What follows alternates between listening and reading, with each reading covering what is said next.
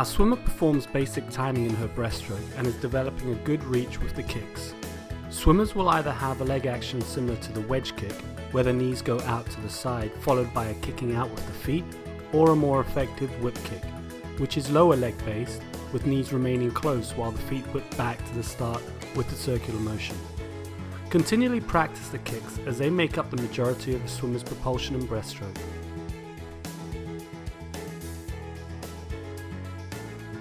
Remember that when lifting the head, this occurs before the kick and a glide always follows. Here are a few exercises to improve deflection of the ankles and encouragement of a more whip kick action.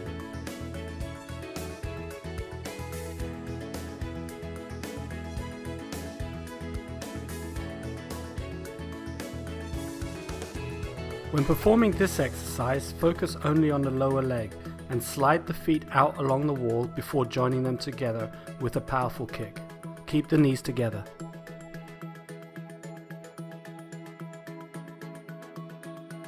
Vertical breaststroke kicks by the wall, although difficult, is invaluable to identifying if the kicks are efficient, with minimal bending of the hips, which will cause the knees to hit the wall in this case, and with strong propulsion from the inside of the lower legs. Try this exercise as close to the wall as possible, either holding it or not.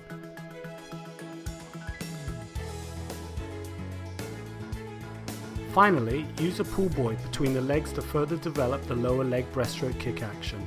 The body between the shoulders and knees should remain relatively straight and at a slight angle when kicking. If the float makes the body too buoyant, use a band to keep the knees close.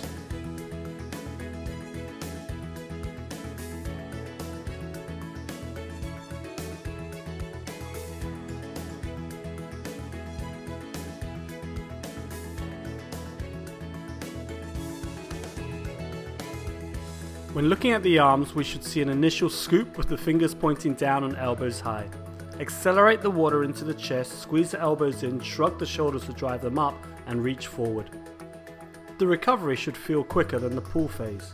In fact, if a swimmer focuses on driving the arms forward rather than the pull, it will generate more momentum. The head position should be facing downhill and arms squeezing into the ears when reaching forward at the end of the stroke. If the arm strokes are too wide or travel too far back, not only will it cause drag, but less time can be spent on the more powerful leg kicks. Try using a lane rope drill to develop smaller, more efficient arm strokes. Both breaststroke and butterfly require rhythm and great timing, and it is a good idea to interconnect the strokes and drills. Here our swimmer is working on the catch and head timing.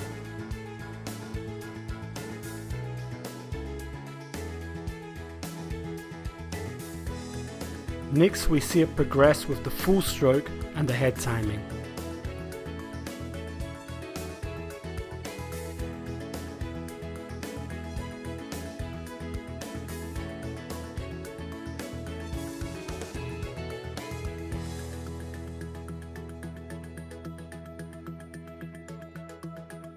By using butterfly kicks with or without fins, the swimmer feels the main propulsion phase on the recovery of the arms.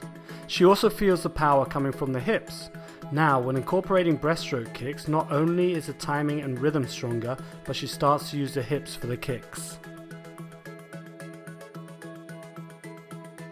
Single arm is also a nice drill, not only to strengthen an efficient arm stroke, but also to cement the rhythm and timing. Again, use flyer kicks to encourage hip power.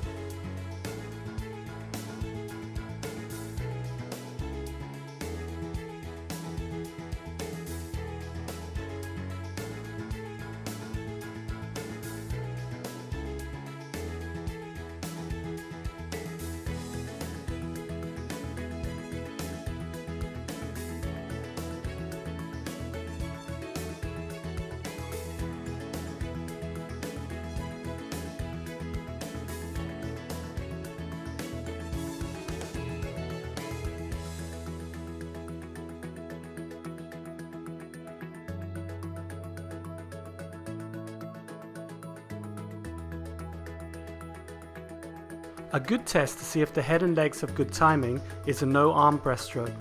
The head should return into the water when kicking. In this case, the kicks occur after by a split second, causing the head to pause. Now we see with better timing of the kicks, the swimmer improves.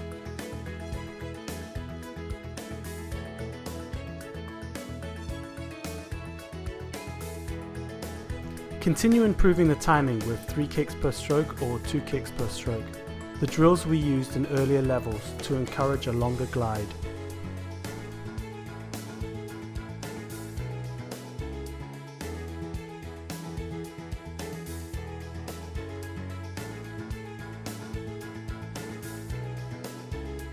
Many swimmers find it easy to speed up in strokes like backstroke and freestyle, but struggle to change speeds in breaststroke without losing form. By improving the length of stroke, which in essence is how powerful the stroke is, the swimmer understands how to gain strength in the stroke. Continually practice least strokes per distance, which in this case is 25 meters.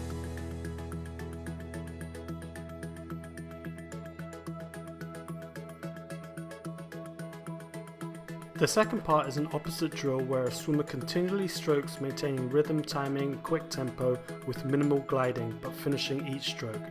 By understanding the power and tempo and perhaps the limitations of overgliding or not gliding, the swimmer should be able to adjust speeds and power. The final drill is focused on body position and more importantly streamlining to reduce drag. As breaststroke is the only stroke with an underwater recovery, stroke efficiency is key. This inverted backstroke drill will show up any inefficiencies.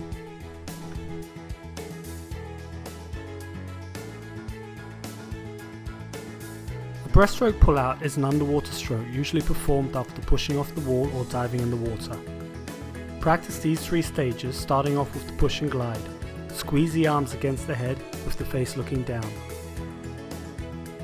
The second stage involves the arms and a stroke resembling a keyhole shape. In essence, it's a breaststroke pull continuing to push past the hips. Now put these 2 stages together. Push and glide for the count of 3. Arm stroke to the hip for another count of 3. On this second stage, the hips may feel inclined to move, creating a fly kick. This is allowed and often generates more propulsion. The third stage involves sliding the hands close along the body to limit drag and then shooting them forward at the kick and reaching out. With practice, these 3 stages of pull-out will have you coming up to the surface ready to swim the breaststroke. So again, the timing should be push, 1, 2, 3, pull, 1, 2, 3, kick, and up.